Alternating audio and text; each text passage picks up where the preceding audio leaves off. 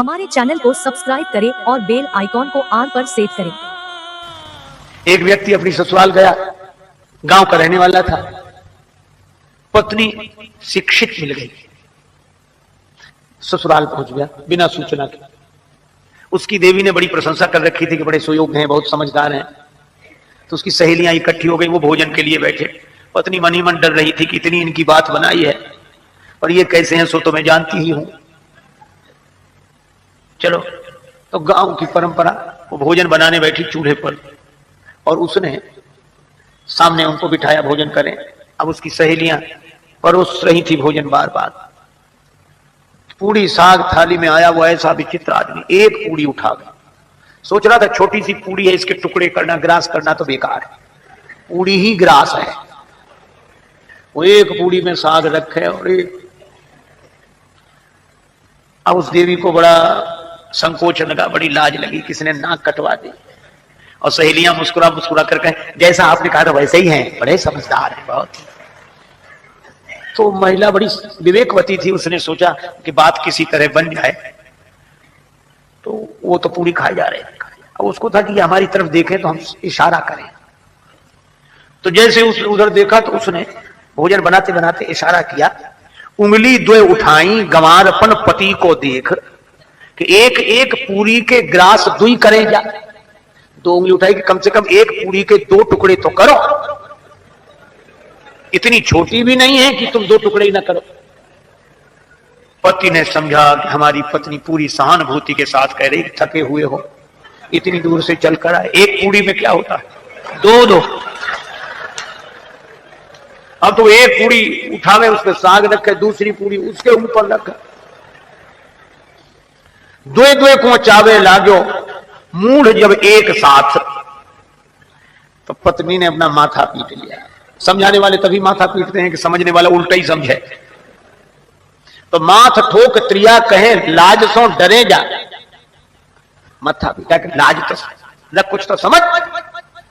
पति ने समझा, ओ बड़ी भूल हो रही थी। पत्नी कह रही है कि ये पूड़ियां साधारण नहीं है, पूजा की पूड़ियां हैं, इन्हें पहले प्रणाम करो, माथे से लगाओ फिर खाओ।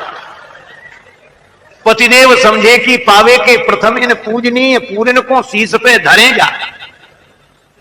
अब तो वो दो पूड़ी और साग फिर माथे से लगाओ फिर खाए। तो पत्नी ने अवसर देखा तो पति को समझाने के लिए चूल्हे से बोली, एक लकड़ी लगाई, अग्नि प्रज्वलित की और बोल उठी रोष भरी चूल्हे से चतुर नारी। और चतुर नारी ने यही कहा कि अरे चूल्हे, जैसो जरे आयो प्रथम तैसो ही जरे जा। इससे तो तू पहले ही अच्छा था, जैसा जल रहा था वैसे ही जलता रहे। समझाने से तो और उल्टा हो गया। कई बार लोग उल्टा ही समझते हैं। क्यों? अच्छा, यह तो एक ग्रामीण की बात हुई कि बेचारा ना समझता। एक समझदार की बात सुनो। रावण से बड़ा विद्वान तो कोई हो नहीं सकता। 10 गुनी बौद्धिक प्रतिभा है जिसके 10 सिर हैं। उसको उसकी सहधर्मणी मंदोदरी समझाती। मंदोदरी ने कहा कि श्री राम को साधारण मत समझो, वे विराट ब्रह्म है। पद पाताल शीस अजधामा, जिनके चरण पाताल हैं, सिर ब्रह्मलोक है, वे विराट हैं। और राम जी की महिमा गाई, मंदोदरी ने समझाई। तो रावण मुस्कुराने लगा। तो मंदोदरी खुश हुई कि चलो समझ रहे हैं। श्रोता अगर प्रसन्न हो जाए तो लगता है कि हमारी बात समझ रहे हैं। रावण बहुत मुस्कुराए, बहुत खुश हो। तो मंदोदरी भी समझाती गई। अंत में कहा अब तो समझ गए आप, ऐसा लगता है। तो रावण ने कहा हम नहीं समझे, हम जैसा विद्वान नहीं समझेगा तो और कौन समझेगा। तो क्या समझे आप?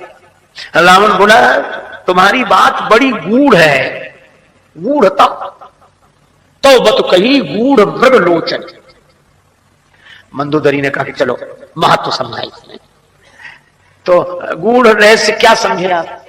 रावण बोला मैं यह समझा कि हे देवी, तूने नाम तो राम का लिया है और महिमा हमारी गाई है, ये समझ। नाम राम जी का लिया है, जाने प्रिया तोड़ी चतुराई और यही में से बरने मम प्रभुताई। राम जी के बहाने मेरी प्रशंसा की है, क्योंकि यह राम में नहीं है विशेषता, तो मुझ में पद पाताल शीस अजधाम। मंदोदरी ने मन ही मन कहा कि क्या अच्छी समझ है, कितना बढ़िया समझे हैं आप। मंदोदरी ने पूछा कि अगर मैं आपकी महिमा गा रही थी तो मैंने आपका नाम तो लिया नहीं, नाम तो राम जी का लिया। रावण बोला वो भी मैं जानता हूं।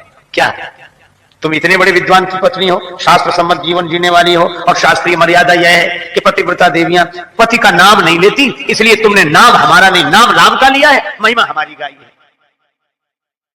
इसी तरह की वीडियो देखने के लिए हमारे चैनल को सब्सक्राइब करें और बेल आइकॉन को